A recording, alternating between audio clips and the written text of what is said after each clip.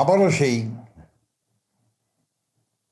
ছাদে, রাস্তায় কংক্রিটের ঢালাইয়ের সাথে বাঁশের কঞ্চি। অতীতের সরকারও এই কাজগুলি করেছিলেন। দেখার কোনো লোক ছিল না। দেখার লোক ছিল না এই কারণে, কমিশন বাণিজ্য, লুণ্ঠন, চাঁদাবাজি এগুলি করার জন্যে ছাদের ঢালাই, রাস্তার ঢালাই বাঁশের কঞ্চি অথবা বাঁশ কেটে দেওয়া হতো। সে একই কাজ এখনো হচ্ছে বরিশালে। গত পরশু দিন দেখলাম সেই বাঁশ দিয়ে ঢালাই দিচ্ছে। লাভ কি? পরিবর্তন কি হলো? আমরা পরিবর্তনের আশাই তো। এদেশের জনগণ মেটিকুলাস ডিজাইনের এবং লুণ্ঠনকারী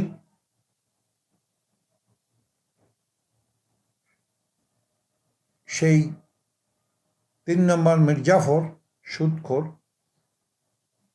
একে তাড়ানো হলো জনগণ ভোট দিয়ে বর্তমান সরকারকে নির্বাচিত করল। সেই অতীতে শেখ হাসিনা সরকার কি করলেন?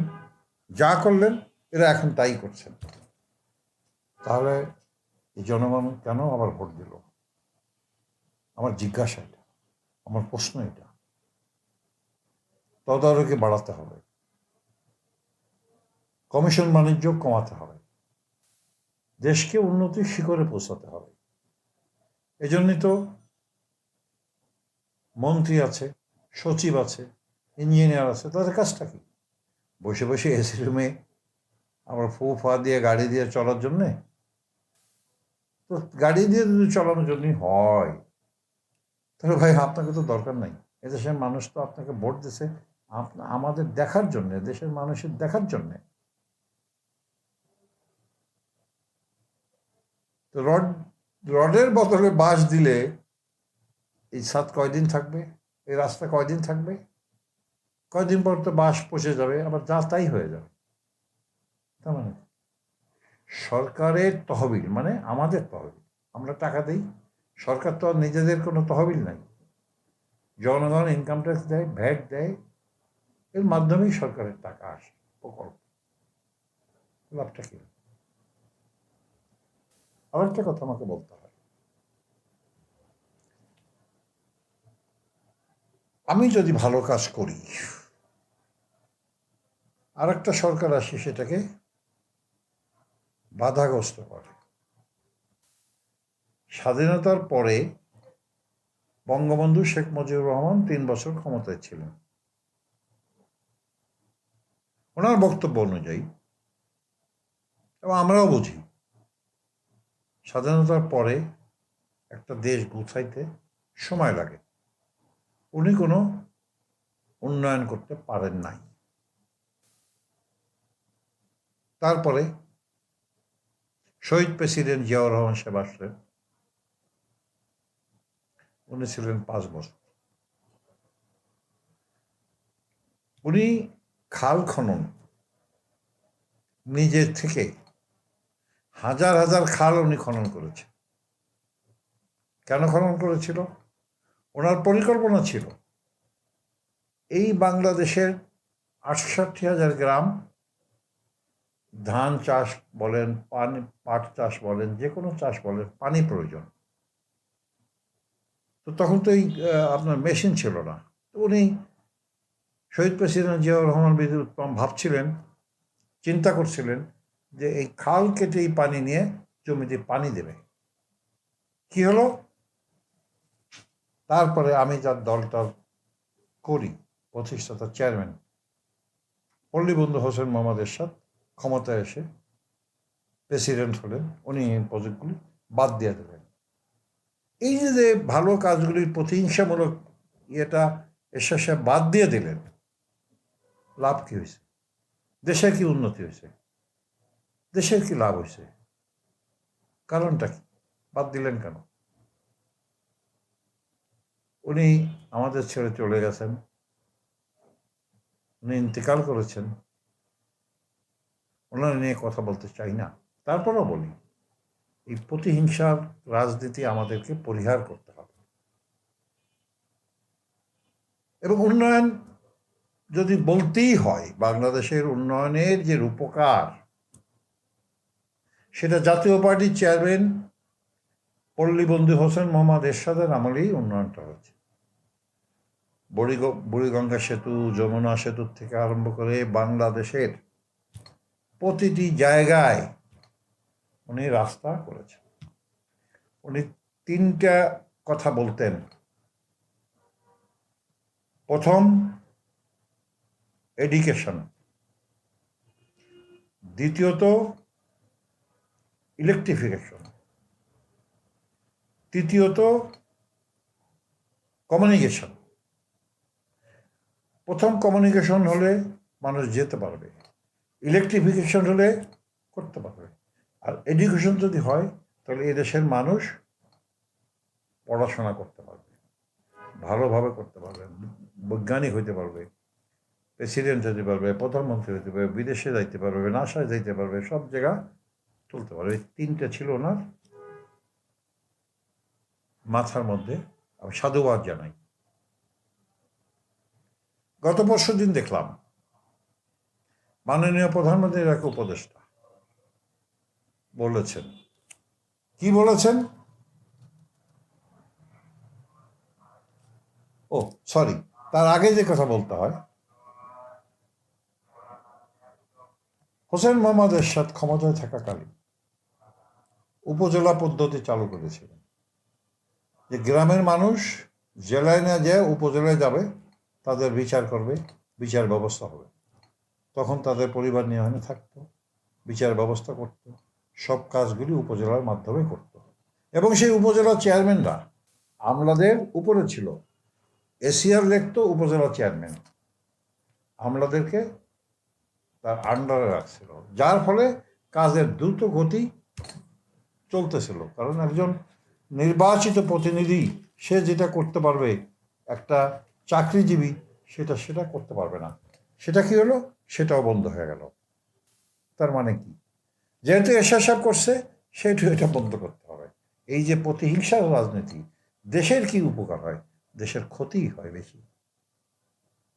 তারপরে আসেন কিছু সংখ্যক সুশীল সমাজ, কিছু উপদেষ্টা অতীতের যে সরকার, শেখ হাসিনার সরকার নিয়ে সমালোচনা করেছেন, মেগা প্রজেক্ট নিয়ে আলোচনা করেছেন, যেটা ঠিক হয় নাই। আমি ওনাদেরকে বিনয়ের সাথে বলতে চাই, আমার বাড়ি গোপালগঞ্জ। আগে গোপালগঞ্জ যাইতে লাগতো 12 ঘন্টা, এখন পদ্মা সেতু হওয়াতে লাগে 2 ঘন্টা আমার বাড়ি যেতে। আমার বাবার কবর জিয়ারত করতে মাত্র 2 ঘন্টা সময় লাগে। তারপরে আসেন, আমি এয়ারপোর্ট যাব বা উত্তরা যাব, এলিভেটেড এক্সপ্রেসের মাধ্যমে আমাকে যেতে হয়। 3 ঘন্টা আমাকে রাস্তায় বসে থাকতে হয় না। 3 ঘন্টা বসে থাকলে যেমন পেট্রোল পড়ে, ডিজেল পড়ে, অকটেন পড়ে, সময়ের অপচয় হয়। সেজন্য 15 মিনিট উত্তরা যেতে পারি। মেট্রো রেল করেছে, মতিঝিল থেকে এয়ারপোর্ট লাগে 30 মিনিট, যানজট নাই, এসির মধ্যে হচ্ছে, জায়গা পাওয়া যায় না। জনগণের দুর্ভোগ কমে গেছে। ক্ষতিটা কি হলো? 18টা পাটকল তৈরি করেছে, বন্ধ 18টা পাটকল তৈরি করেছে, ক্ষতিটা কি? দেশের স্বার্থে। তো যে সমস্ত সুশীল সমাজ, তথাকথিত সুশীল সমাজের লোকজন এইগুলি বলছে এবং সেটা ফলোও করে আবার টেলিভিশন পত্রিকাতে উঠতেছে, লাভ কি? বেনিফিটটা কি? কাকে বোঝাতে চায়? মাননীয় প্রধানমন্ত্রী গত পরশু দিন 1 বৈশাখে টাঙ্গাইল চলে গেলেন। কি জন্য গেলেন? কৃষকদের কার্ড দেওয়ার জন্যে। খারাপটা কি? যে দেশের 80% মানুষ কৃষক, এখন পরবর্তী সরকার যদি আবার কেউ আসে 5 বছর পরে, জানি না কে আসবে, এটা বন্ধ করে দেবে। লাভটা কি? এই কৃষক কোথায়? এই কৃষক কি আমেরিকার থেকে আসছে? এই কৃষকের লন্ডন থেকে আসছে? এই কৃষক কি ভারত থেকে আসছে? এটা কি অস্ট্রেলিয়া থেকে আসছে? আমাদের দেশের কৃষক। এই কৃষকদের কার্ড দিছে কে? বর্তমান প্রধানমন্ত্রী। কিভাবে দিছে? এত কিলোমিটার গাড়ি যে সে এটি উদ্বোধন করে মানুষের কাছে পৌঁছায় দিছে। তার মানে কি? জনগণের প্রতিনিধিত্ব সরকার এই কাজটা করেছেন। এটা তো মির্জাপুর সরকার ইউজ করে নাই। গত 18 মাসে তো একটা কিছু করে নাই। কি করেছে? লুণ্ঠন, চুরি, টাকা পাচার, মব জাস্টিস, বাচ্চাদের, যুবকদেরকে রাইফেল শিক্ষা দেওয়ার জন্য উনি বলেছেন। কই? একটা ভকেশনাল ইনস্টিটিউট করে নেই, যেখানে ছাত্ররা মানুষ হতে পারে, যেখানে যুবক শ্রেণী কাজ করতে পারে। এটা তো করে নাই।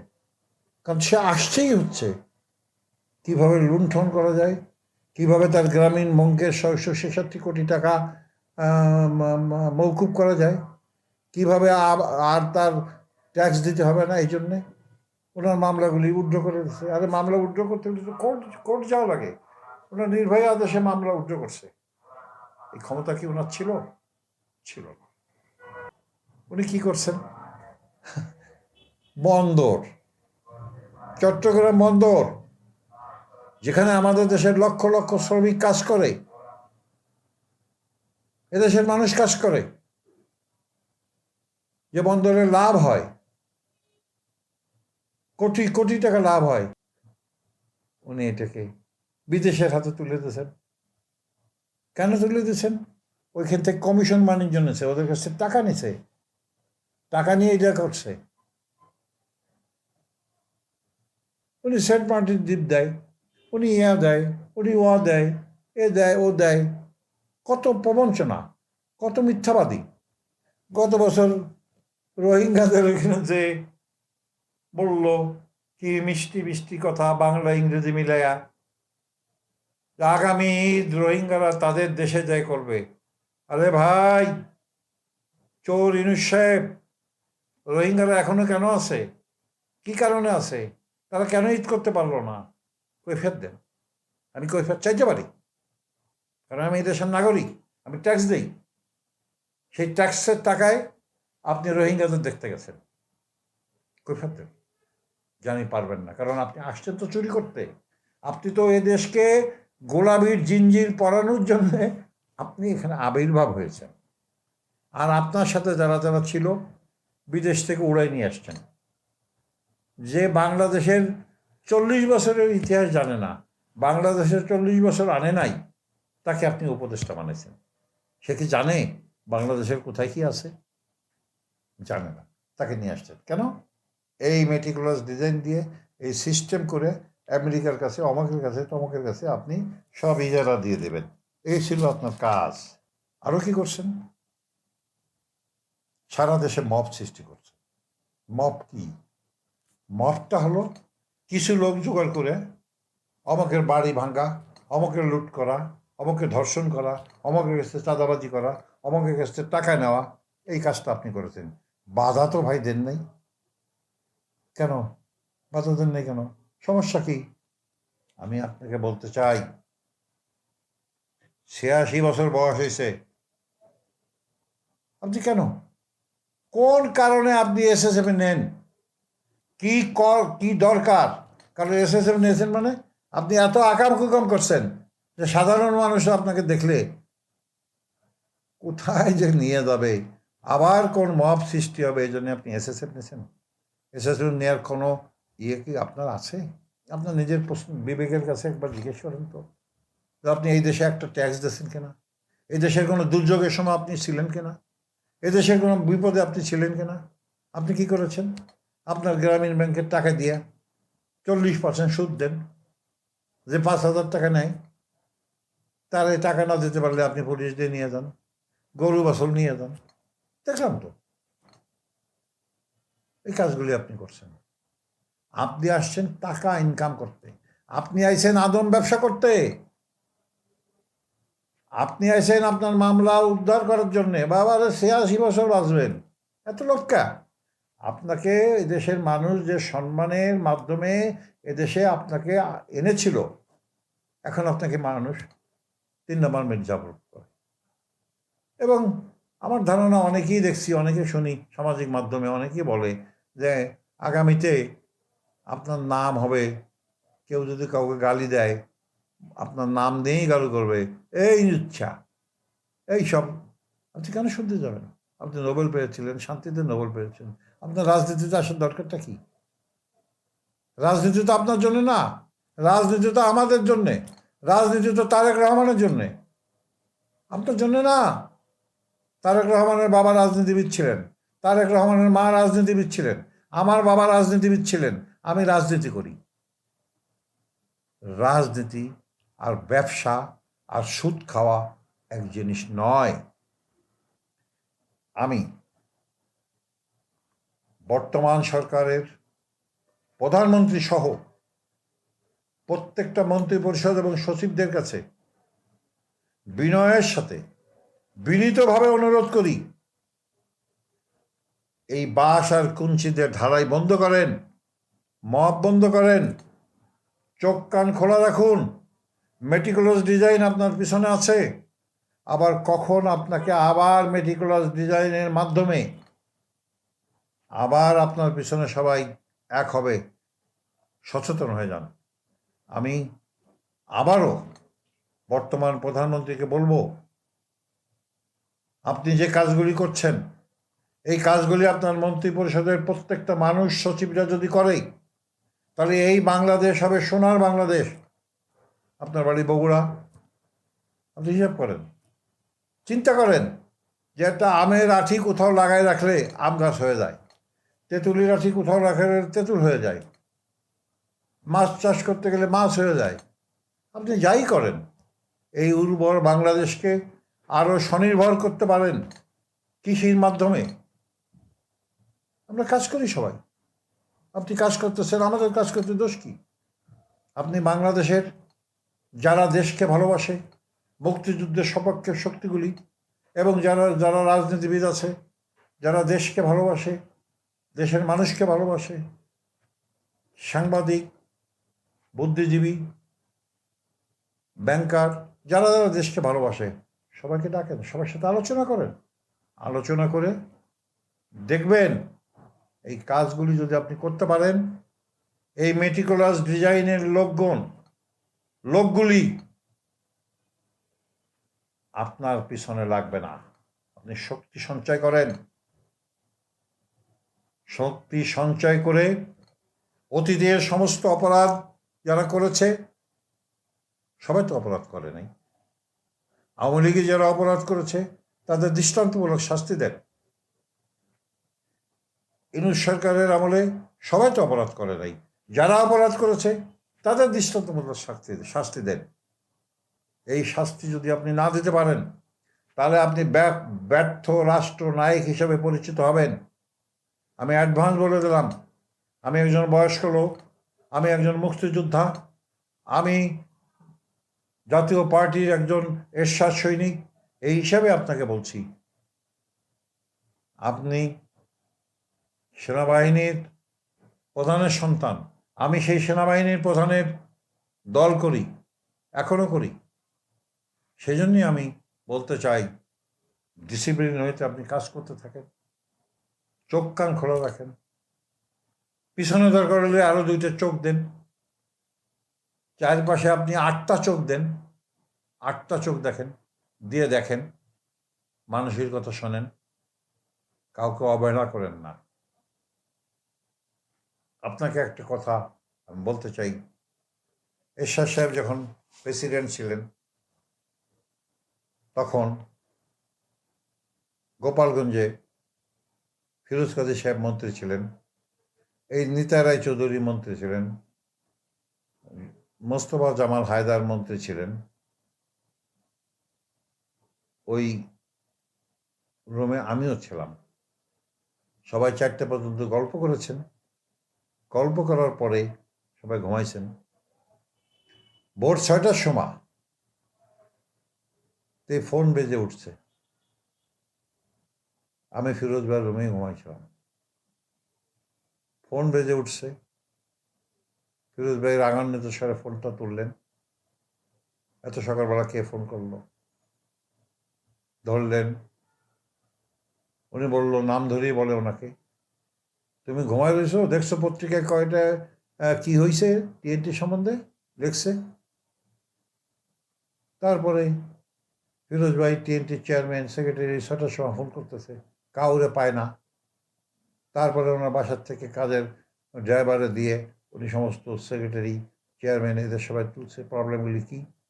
সেই জন্য প্রত্যেকটা পত্রিকা পড়ুন, সংসদে বিরোধী দলের কথা শুনুন, সাধারণ মানুষ কি বলে তাই শুনুন। শুধু আপনার পক্ষে যারা বলবে তাদের কথাই শুনবেন, যেটা শেখ হাসিনা করেছিল। প্রথম আলো পড়ে নাই, ডেইলি স্টার পড়ে নাই ওনার বিরুদ্ধে লেখে বলে। আপনাকে বিনয়ের সাথে অনুরোধ করি, আপনি এদেশের রাষ্ট্রনায়ক। আপনি শুধু বিএনপির রাষ্ট্রনায়ক নন, আমি জাতীয় পার্টি করি, আমারও রাষ্ট্রনায়ক, আমারও প্রধানমন্ত্রী। আমার তো ড্রাইভার আছে, তারও প্রধানমন্ত্রী।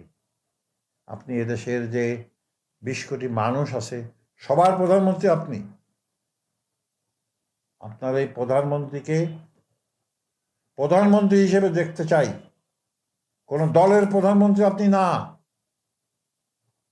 আপনি যদি দলের প্রধানমন্ত্রী হয়ে থাকেন, চিন্তা ভাবনা থাকে, তাহলে আপনাকে ওই মেটিকুলাস ডিজাইনের ইউনুস আপনার পাশে লাগবে। কখন আপনাকে টেনে এসে নামাবে এই পরিকল্পনা তার মাথায় এখনো আছে, আগামীতেও থাকবে। এটাকে আপনাকে সমূলে উৎখাত করতে হবে।